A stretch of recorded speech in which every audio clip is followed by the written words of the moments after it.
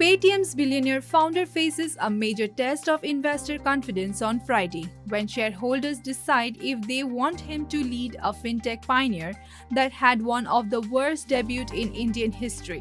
CEO Vijay Shekhar Sharma will be voted on the company's annual general meeting this afternoon.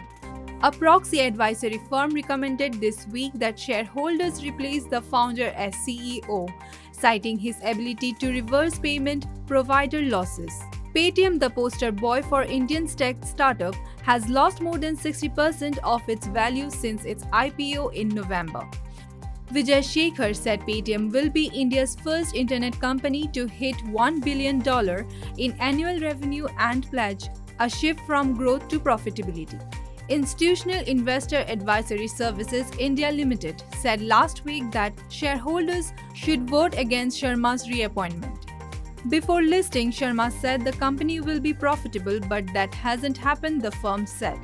Paytm's top shareholders are Ant Group companies Ant Fin, Holding BV, SoftBank Group Corporation, and Canada Pension Plan Investment Board.